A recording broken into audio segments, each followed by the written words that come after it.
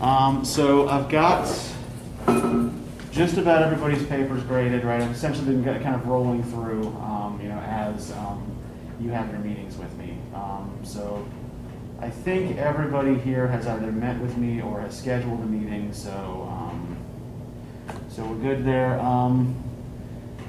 Does anybody have any questions about midterm stuff that I can resolve for you right now? Okay, I did notice that most of you, like pretty much everybody who was behind on anything has turned in the stuff they were missing, so I'll probably get to that over the weekend. So we're going back to the reflection paper model now, and you're going to be doing these the same way you were doing them before the first paper, right? So you're going to do your analysis of your quote first, you're going to apply context to it, and then you're going to try to come up with an argument somewhere near the end, right? So again, we're going to be doing these same kind of thesis-seeking exercises. And for next time you're reading The Principle of Utility by Jeremy Bentham in Reading the World.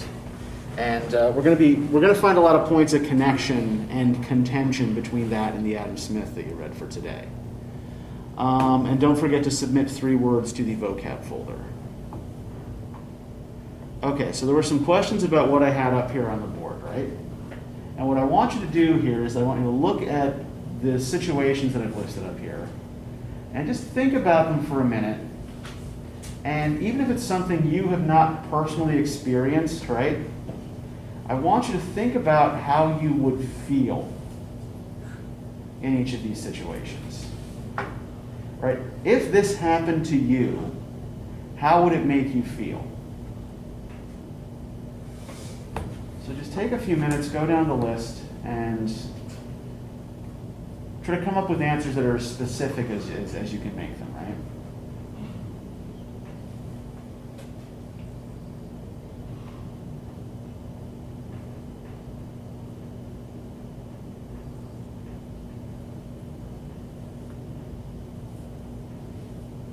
Yes? Don't sound slow, but what is a humanitarian award? Okay, so a humanitarian, like an award that's like given out for people who have done a lot of good for other people, right? So like the Nobel Peace Prize or something like that.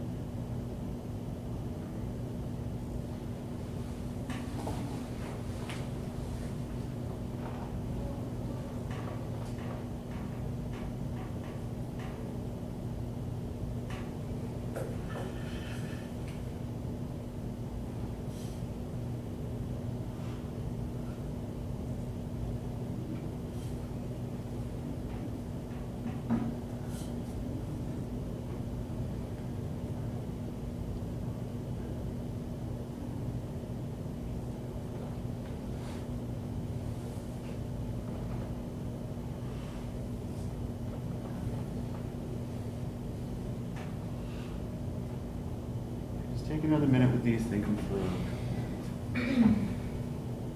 We'll just go down the list and see what you got.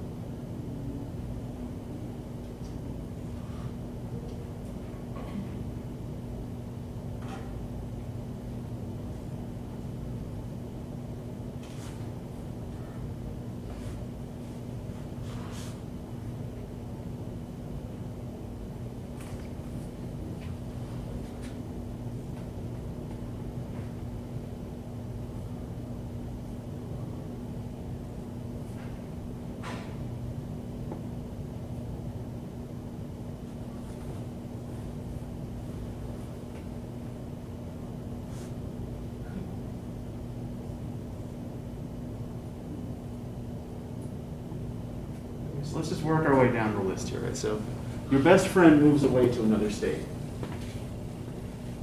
Loneliness. Okay, you feel lonely? Okay. Depressed. Depressed?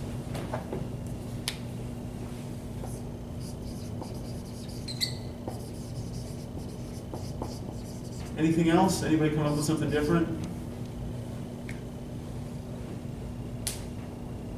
Okay.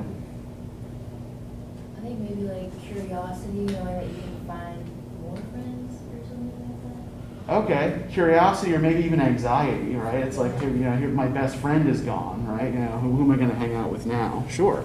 Okay.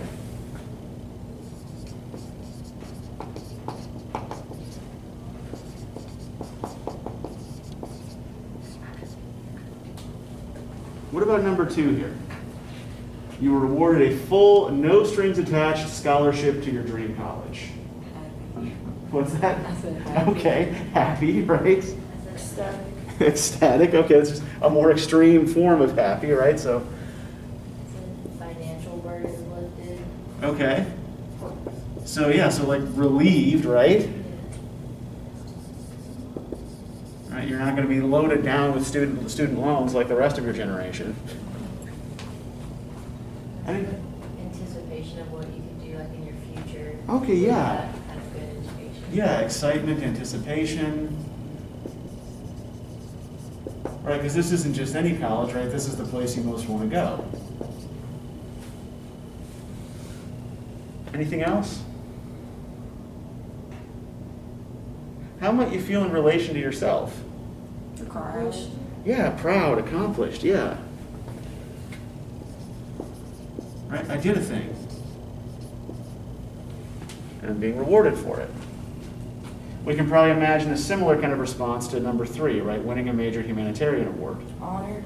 Yeah, honored.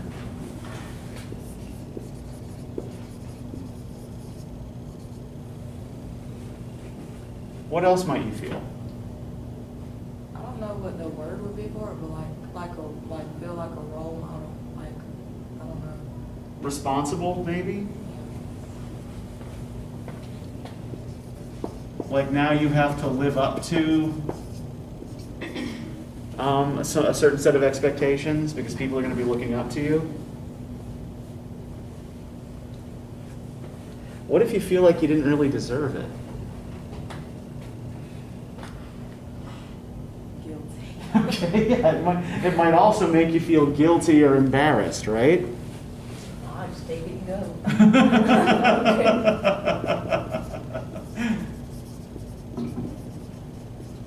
And yeah, especially if there's a cash prize attached, right? All right, what about number 4 here? A family member develops a debilitating illness and you have to quit school or your job to care for them. I'd be feeling like sympathetic, but then again at the same time, like I'd be kind of mad. Yeah, this one's complicated, right? I mean, on the one hand, yeah, you feel pity and compassion for your loved one, right? This isn't just some nobody you have to take care of. This is somebody in your family, but you're also probably going to resent them a little bit, right? Because you were living your life, doing your thing, and now you've got to come back home and give all that up and care for them, right? Or at the very least, put all that on hold.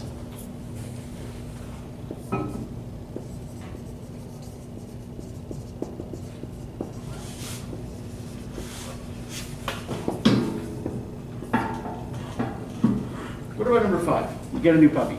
Oh my gosh, I'm thrilled, excited. Thrilled, yeah. Assuming you're a dog lover, which I generally assume all people are. I said like a new sense of nurture because you have to like take care of it. Okay. Nurturing, or yeah, again, like responsible kind of fits here, right? I have to take, I need to take care of this thing so that it thrives and grows. Anything else?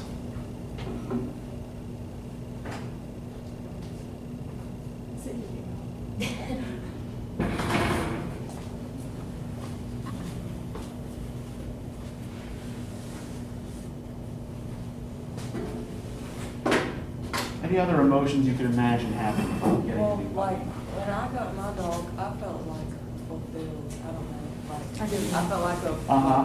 I was good. I don't know. You felt whole for the first time ever? I was good. Mhm. Yeah, I know. I understand exactly what you mean because I feel exactly the same way whenever I get a new dog, right? You know, especially because like we're a one dog at a time family, so you know, usually when we're getting a new dog, it's because we miss the old dog.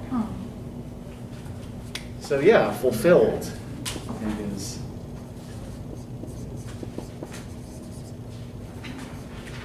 That's a good one. All right, number 6.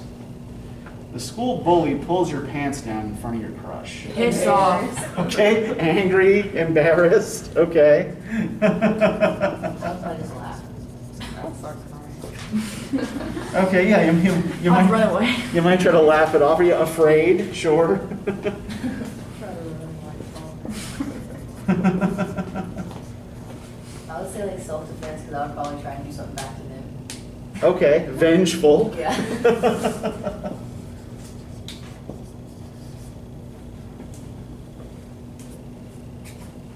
Now, what about number 7 here? Scared shitless. Okay, scared, terrified. Yeah, right. Wouldn't know what to do. Yeah, terrified. Shocked. Right, panicked, shocked, confused. What's the word for like already have given up? Like, Surrender. You've just resigned yourself to it. like you already know.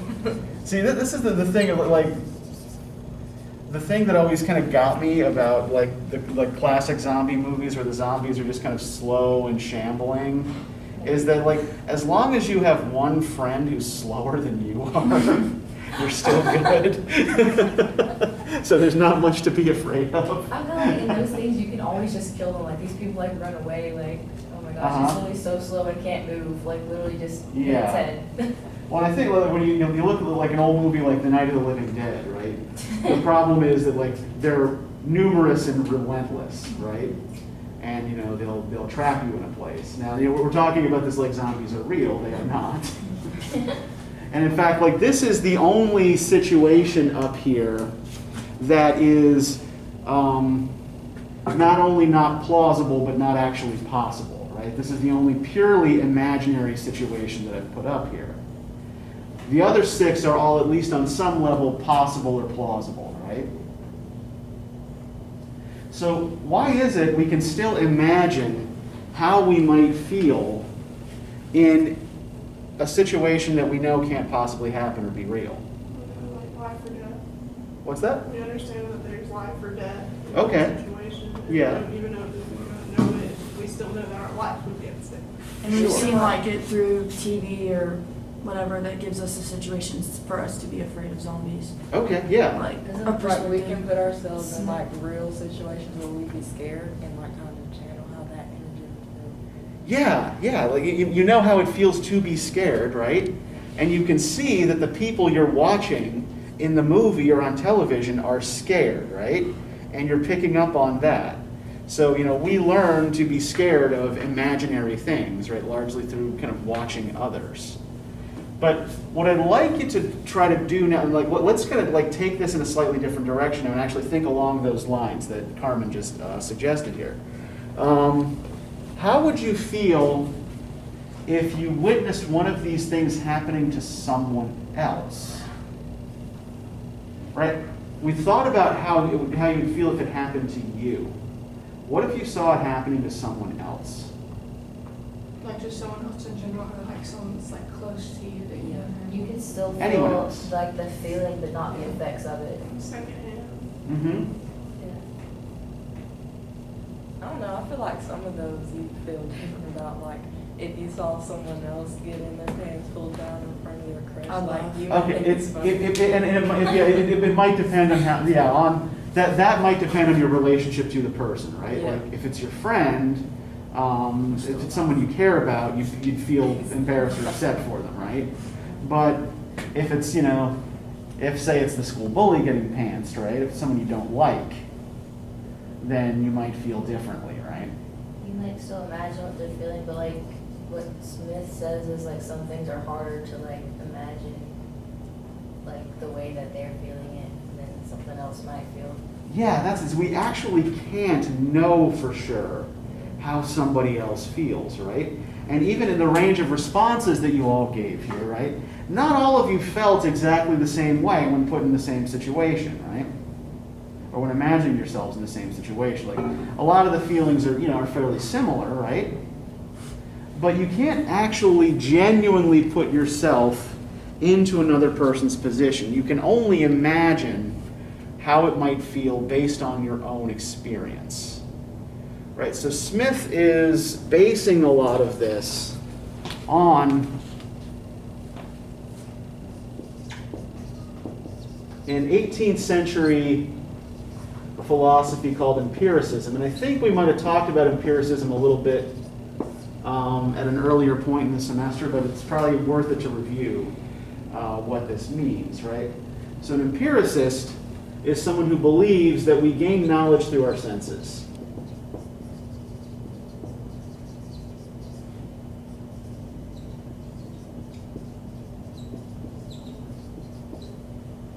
And the only things that we can know for sure are the things that we directly sense, right?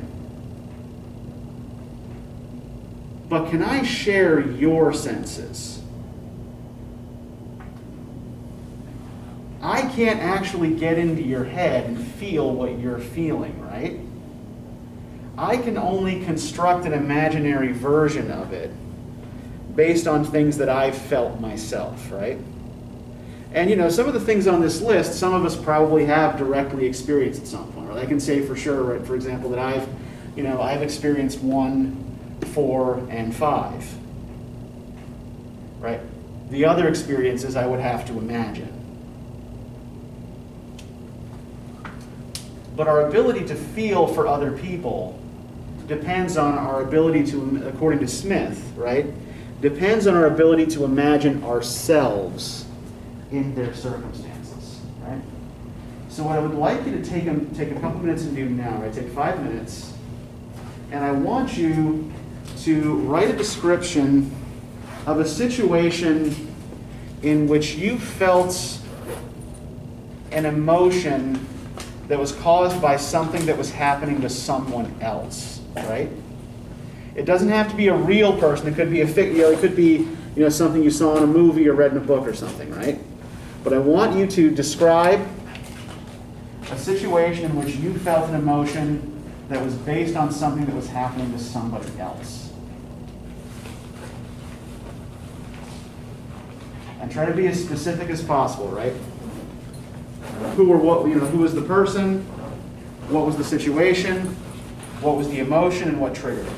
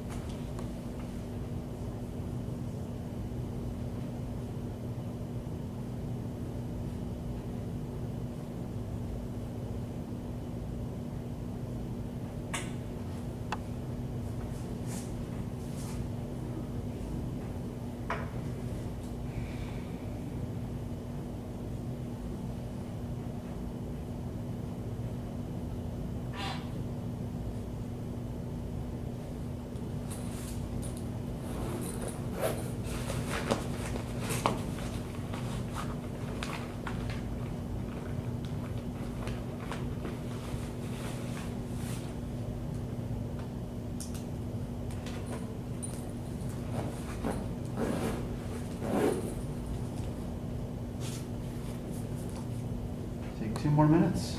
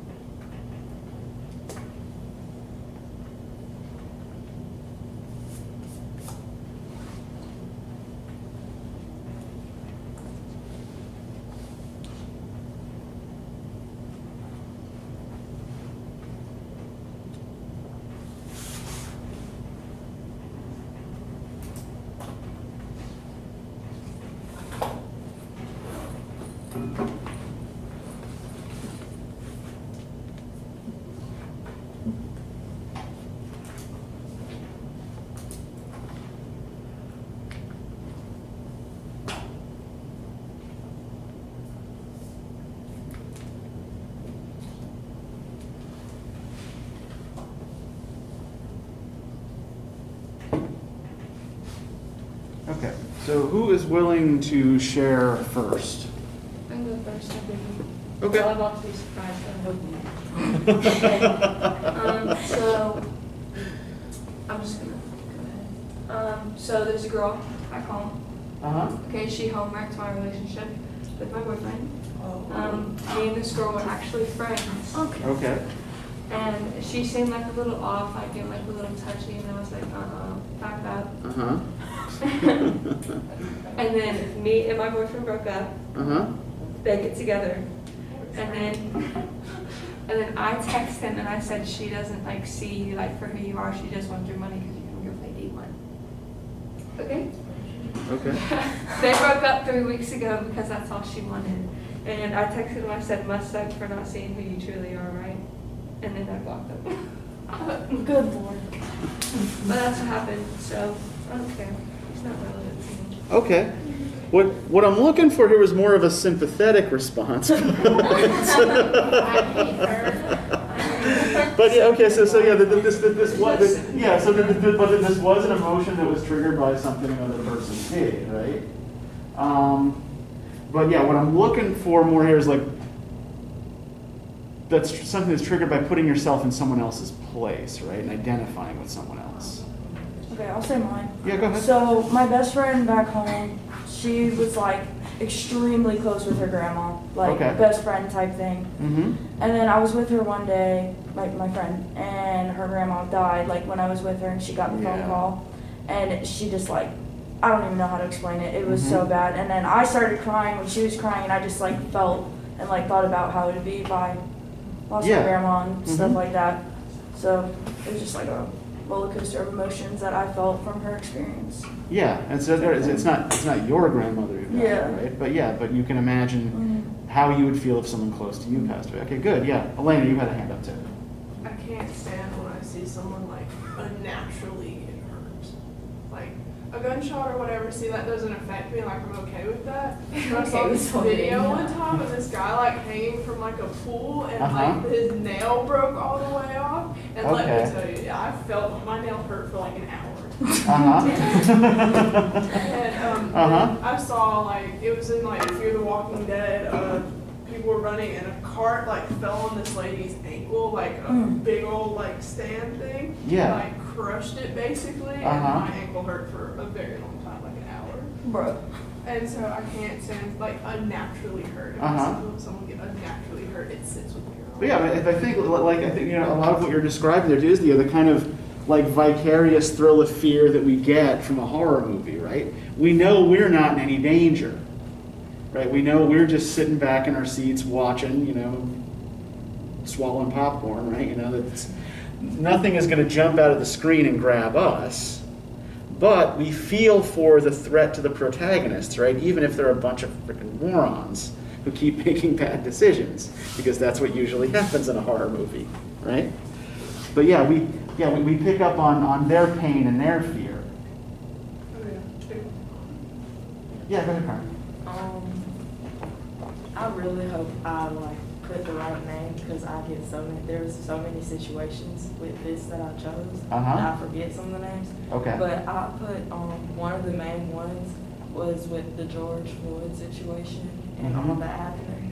I Mhm. basically put how I felt anger and hatred for the person that did do that. But Mhm.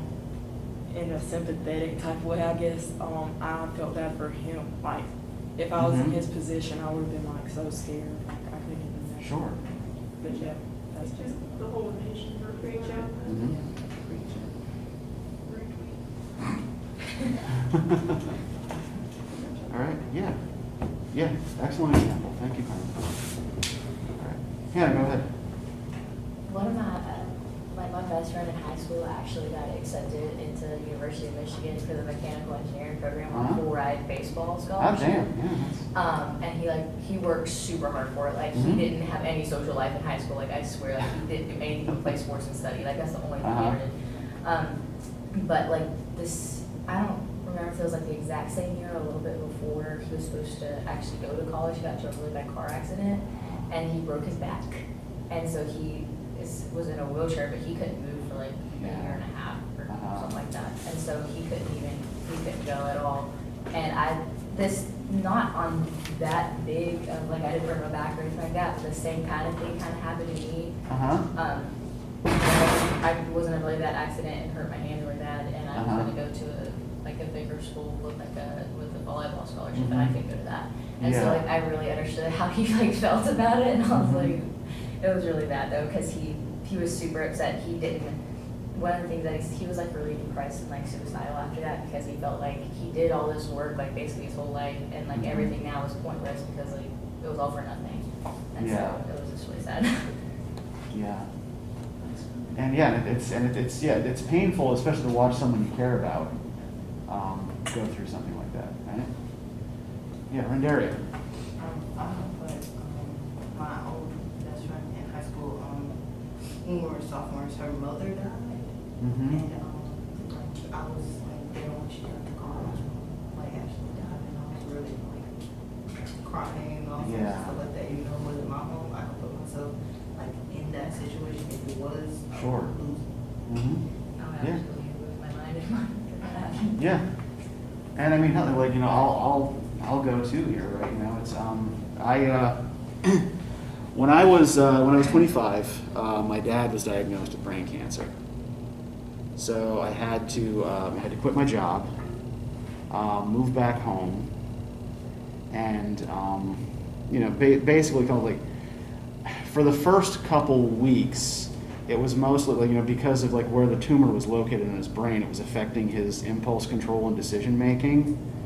So, mostly I had to just stop him from making bad impulsive decisions, like selling his car to a stranger on the street, or leaving, making himself an omelet at midnight and leaving the oven on, and things like that, right?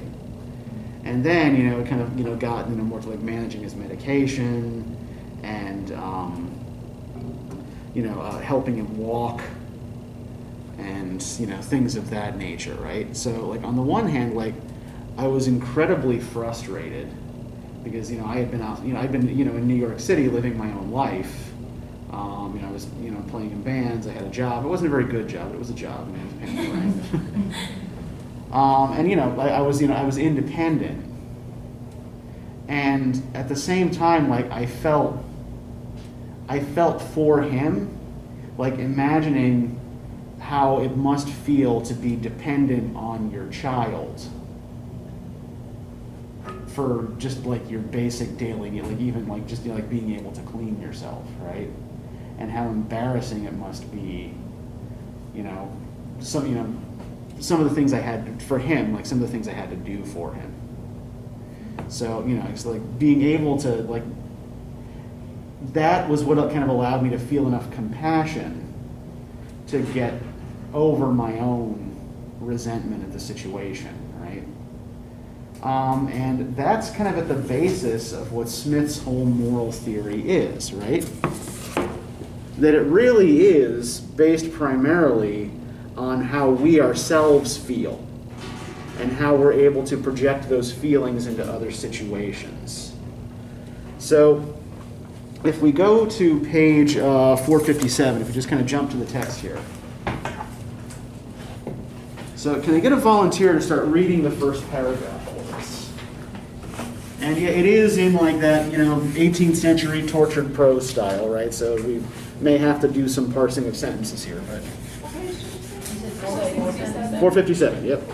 How selfish soever man may be supposed, there are evidently some principles in his nature which interest him in the fortune of others and render their happiness necessary to him, though he derives nothing from it except the pleasure for seeing it. Of this kind is pity or compassion, the emotion which we feel for the misery of others when we either see it or are made to conceive it in a lively manner.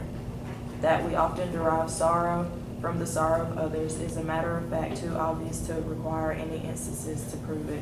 For this sentiment, like all the other original passions of human nature, is by no means confined to the virtuous and humane, though they perhaps may feel it with the most exquisite sensibility. The greatest ruffian, the most hardened violator of the laws of society, is not altogether without it. Great, thank you, Carmen.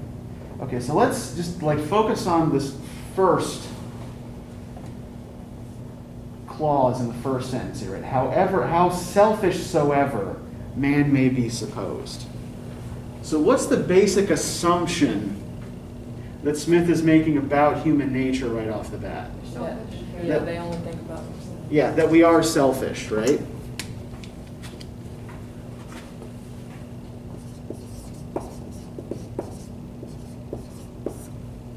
And why, if we're selfish, do we care what happens to other people? Okay, it could impact us, sure. What was your question? He said, Yeah, it has more to, what Smith's argument is, it has more to do with our feelings, right? Is that when we see someone else feeling good, right, it makes us feel good. And when we see someone else feeling bad, it makes us feel good to feel pity or compassion for them, right? So that our moral sentiments are based primarily on making ourselves feel good, right?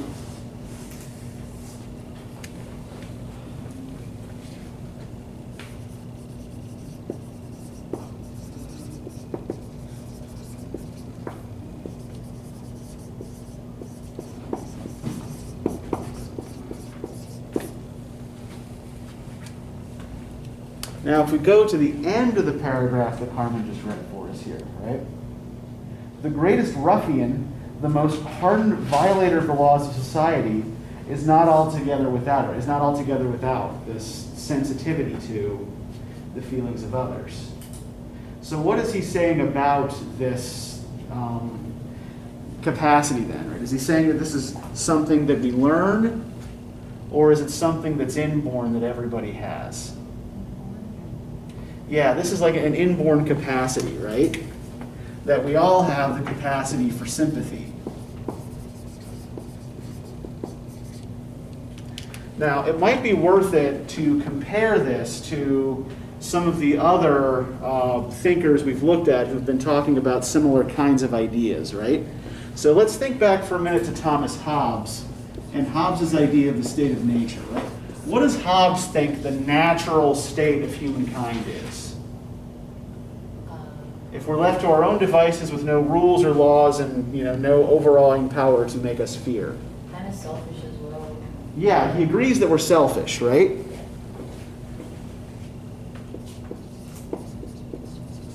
But Smith argues that our selfishness leads us to sympathize with people to make ourselves feel good, right?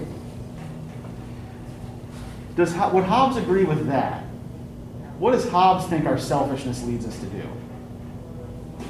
What's that? Yeah, whatever we want, no matter who's standing in the way, right? So Hobbes envisions human life as a state of constant competition, unless there's something to get in the way to stop or control that, right? Right, we're always in competition with each other. We're always at war with each other. And that is our natural state. Now, we might also find some similarities if we look at Martha Nussbaum, right? So Hobbes and Smith are a little closer together in time, right? Nussbaum is more contemporary. But what was Martha Nussbaum's basic argument in favor of a liberal arts education? What does she think you learn through studying the liberal arts? Or more than just like book stuff. Like how. Okay, yeah, the book stuff is actually probably less important, right? Yeah. The basic idea here is like if you're, so she makes that distinction between the economic growth model where you're learning facts and numbers and things like that, right? And then the liberal arts model where you're learning to think and to question. And if you're learning that other model, essentially what you're learning is sympathy, right? For other people and for other viewpoints, so that you can be a more active and informed participant in a democratic society. So I think she agrees with Smith here. I think that sympathy is an important element of human morality and of human ethics, right? But does she think that sympathy is something that's natural to us? It's like taught. Yeah, you learn it, right? You learn it through education from Nussbaum, right? Whereas Smith is arguing that, that this is something inborn. Right, and that even the greatest violator of the laws of society has this particular inborn capacity, right? Now, the other word in this first paragraph I kind of want to point to, because it's important in art theory as well, in thinking about empiricist philosophy, is sensibility.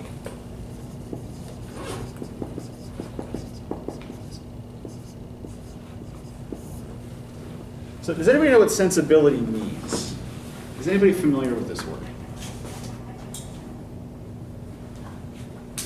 I've seen Sense and Sensibility. Okay. And this is actually relevant to the title of that novel/movie. And like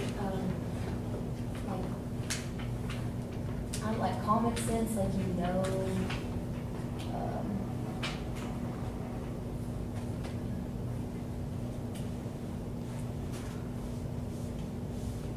Okay, so what sensibility is in this context, and also in the same context that Jane Austen is using it that you're talking about, and what sensibility means is your susceptibility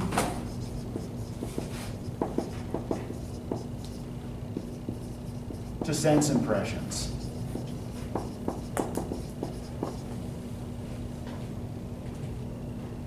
So it's your aesthetic sense, but it's not just that, right? It's how receptive you are to the sense impressions that are coming to you from other people in your environment, right?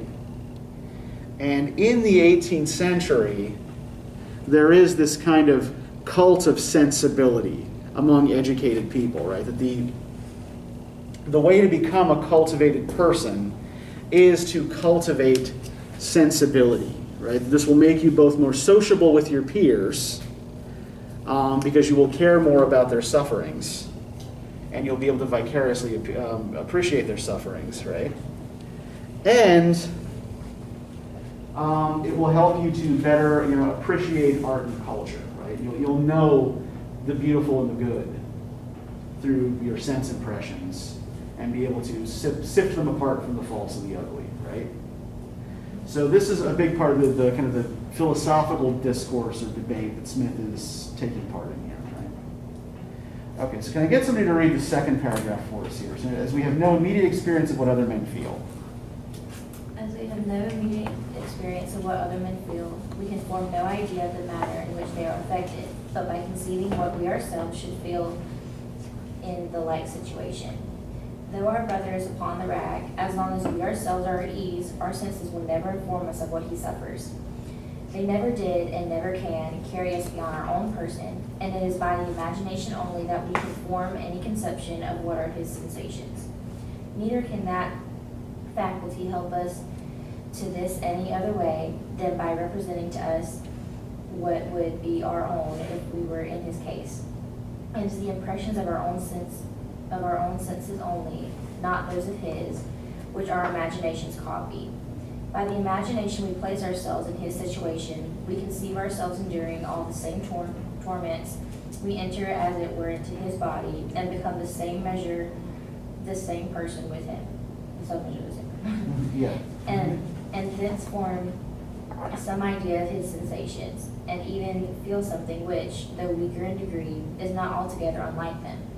His agonies, when they are thus brought home to ourselves, when we have thus adopted and made them our own, begin at last to affect us, and we then tremble and shudder at the thought of what he feels. For as to be in pain or distress of any kind excites the most excessive sorrow, so to conceive or to imagine that we are in it excites some degree of the same emotion, in proportion to the vivacity or dullness of the conception. Okay, thank you. So, if we had no sense of pain ourselves, would we be able to feel any kind of compassion or pity for someone we saw being injured or tortured? No. We would not be able to conceive of what was happening to them, right? And why it should, why it should matter, because we can't bring it home to ourselves somehow. Right? So, and I think like this notion of the self and how things affect the self as being central to Smith's idea here, right? Like this is kind of the basis of all morality. It's all about how does this affect me, right? Through, what's the word that he keeps repeating through this paragraph? You notice a particular key word that keeps popping up in this paragraph? Sensation. Okay, sensation is one thing. What's that? Imagination. Yeah, sensation and imagination.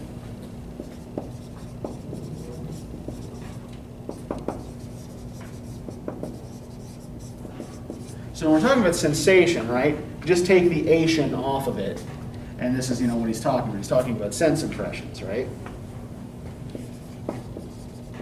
What's imagination? When we're not actually doing something, but we're An image that you like picture in your head. Fantasizing? Yeah, okay, it's our capacity to fantasize, our capacity to make pictures in our head, right? But not just visual pictures either, right? Our imagination can also conceive of other impressions, right? So our imagination is this kind of, this faculty we have of kind of putting together our experience to create something we haven't experienced, right? So the imagination allows us a kind of synthesis of experience, right? To create things or to picture things we have no experience of. And this is all something that takes place in your own head and is dependent on your senses, right? Okay, so everybody's still with me. Everybody following along? Okay, I know it's it's early on a Wednesday morning, so. And yeah, the imagination is the key idea here, right? That we can only imagine, we can't know. Empiricists are real big on this idea of not really being able to know things for sure, right? So one of Smith's contemporaries is a guy by the name of George Berkeley. He's an Irish bishop who argued that since the only things we can know are things that we experience through our senses, when we're not directly sensing something, we have no evidence that it actually exists. So, for example, at 10:45, when you all walk through that door, I have no evidence that you still exist, because I am no longer sensing you, right? I don't see you or hear you anymore. You're gone. You're not part of my experience at the moment. When I leave this room and turn out the lights, I have no evidence that it's still here when I'm over there in my office.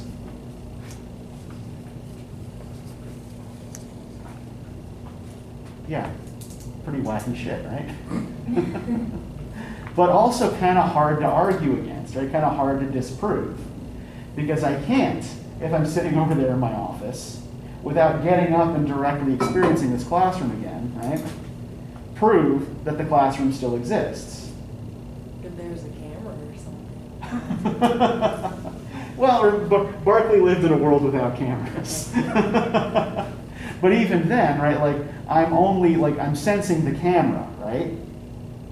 So, like, I see the camera, and I can see what the camera's doing, but I don't really know what's on the other end of it, right? I know what I see, but I'm not directly sensing the action of the camera.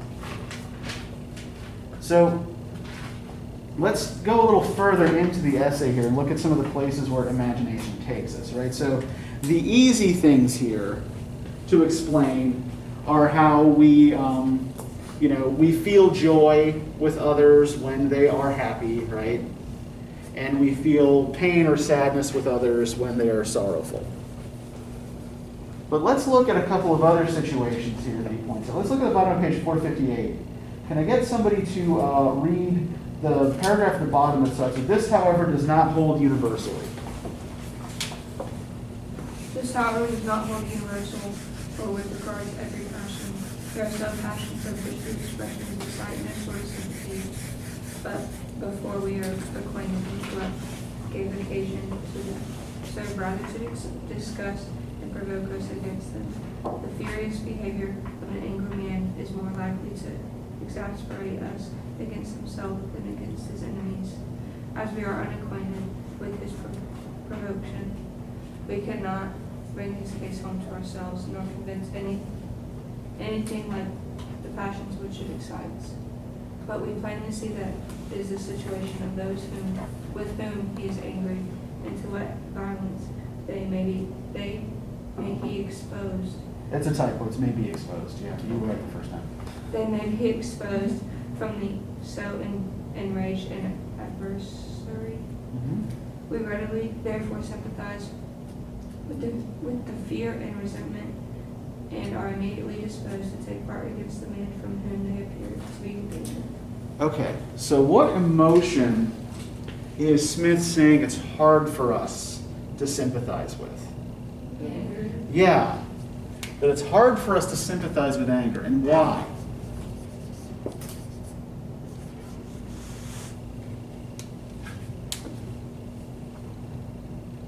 Let's try to put it in slightly more concrete terms here, right? Okay, so you might remember a couple of weeks ago, when we were talking about Confucius, right? I got royally pissed off because y'all seemed unprepared, and I had a foot injury and I was walking around in a lot of pain, right? So I was feeling very, very cranky. Now, if my department chair had walked in at that moment, just when I was shouting at you, would he have sympathized, according to Smith, with me or with you? With you. Why? Because of how you were speaking, the tone of your voice, what you were saying, Uh-huh. the words you were using. Fear in my face. Yeah, exactly, right? Because it's easier to conceive, to imagine the pain or fear that people on the receiving end of the anger fear, right?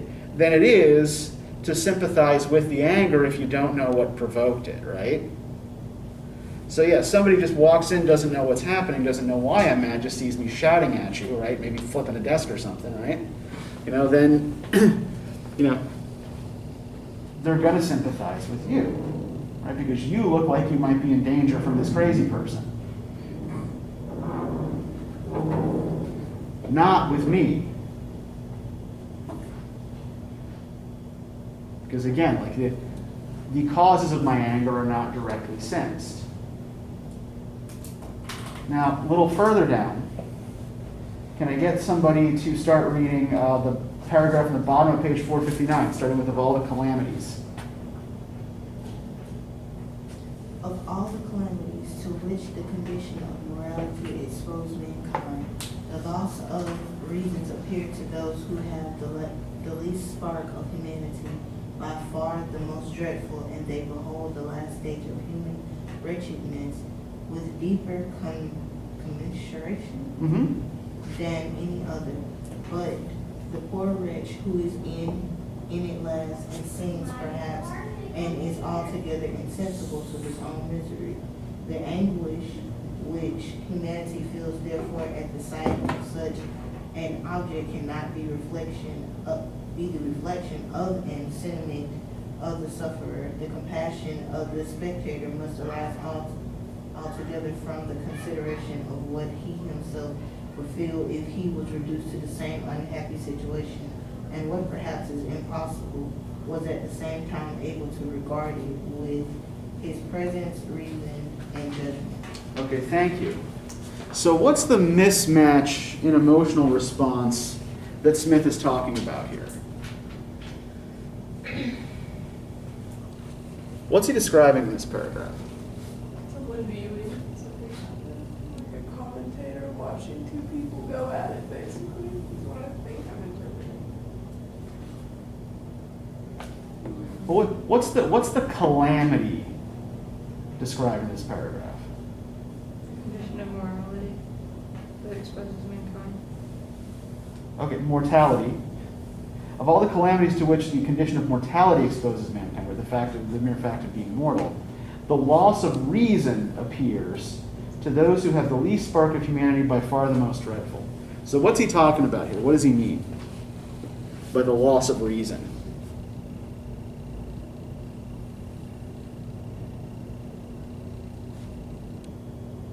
What does it mean if someone has lost their reason? Because something terrible happened to them? Like, they don't care. Maybe think reason, capital R, like capacity to reason.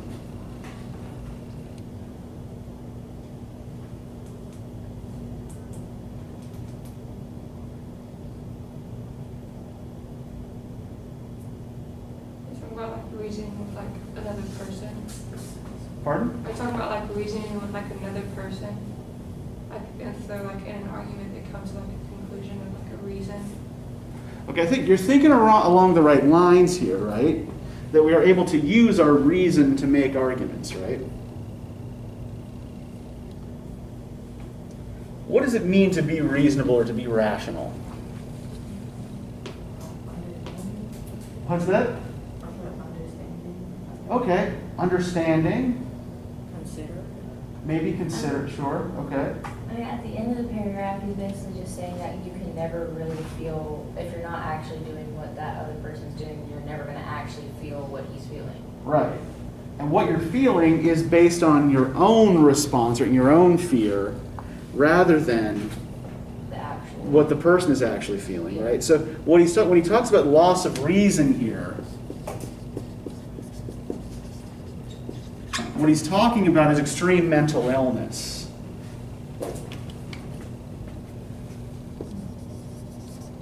So he's talking about the response we have to seeing someone who has essentially lost their wits, right?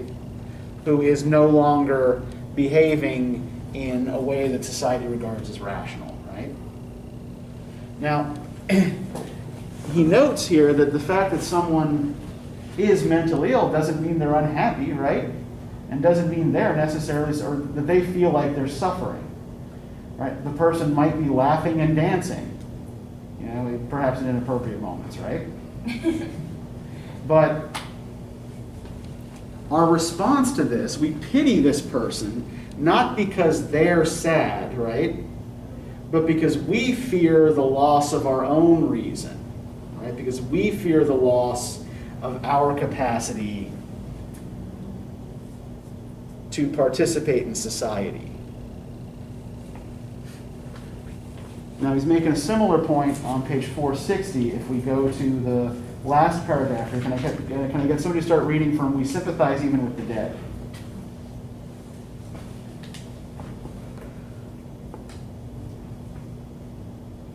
We sympathize even with the dead in overlooking what is of real importance in their situation, that awful futurity which awaits them. We are chiefly affected by those circumstances which strike our senses, but can have no influence upon their happiness. It is miserable, we think, to be deprived of the light of the sun, to be shut out from the life of conversation, to be laid in the cold grave, a prey to corruption and the reptiles of the earth, to be no more thought of in this world, but to be obliterated in a little time from the affections and almost from the memory of their dearest friends and relations. Surely we imagine we can never feel too much for those who have suffered so dreadful a calamity. Okay, thank you. So, why do we feel sympathy for the dead, according to Smith? Because we're afraid we might die. Okay, yeah, we're afraid of, yeah, I mean, we're projecting ourselves into the situation, right? But we're projecting ourselves, like we're doing when we deal with the mentally ill person, with our present faculties intact, right? So when someone dies, are they actually going to experience any of these things that he says we fear? No, but they're dead. Yeah, their problems are over, right? But we fear being in the cold ground, right? We fear slimy things crawling all around us, right? We fear, more than anything else, not being remembered, right? The world going on without us. So we're projecting these ideas onto someone for whom these are no longer a problem or an issue, right? Who won't know what it's like to lie in the cold earth because they're no longer sensing anything. But we pity them. We feel bad for them because we're placing ourselves in our present state into that situation, right? Because that's all we know how to do. Right? Because it's in our nature to do that. So, our imaginative sympathy, again, always really comes back to ourselves and to what we feel. Not so much to what others feel, right?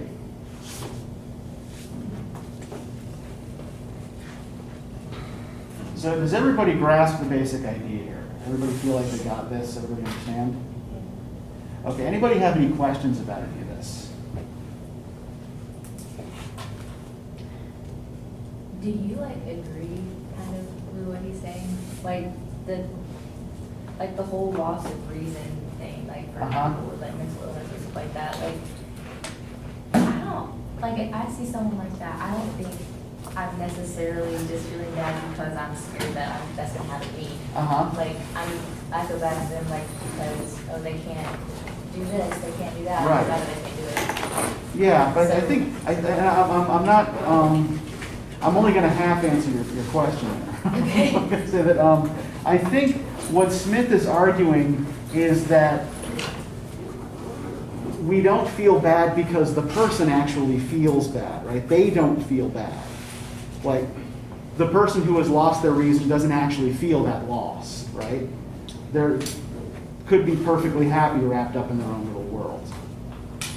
But let's say a person with autism or something, they yes. still have a lot, most of their, a lot of their senses, but they sure. go oh, I can't be a lawyer one day because, you know, Uh-huh. blah, blah, blah, and but they know that, like, I've known someone who was like, Sure. that she was sad because she knew that she Uh-huh. couldn't do something like that. Well, and I think in a situation like, and remember too, that like psychology has come a long way since 1759, right? But that, yeah, that somebody like, that, I think that in a case like that where the person is aware of things that they're missing out on and things that they can't do, I think that, yeah, in that case you may be feeling your sympathy with the person rather than kind of projecting yourself into it. But I don't think, I don't think, It's taking that into I don't account. think Smith's really taking that into account. And the things that you compare, like, oh, they're missing out on like roller coasters, they're probably things that you like to do. Yeah. Well, and the other thing too is like, you know, look, like treatment for mental illness in 1759 usually involved locking people up in dark rooms and tying them up and like observing their bowel movements every day, right? So this is there was no such thing really as psychology at the time.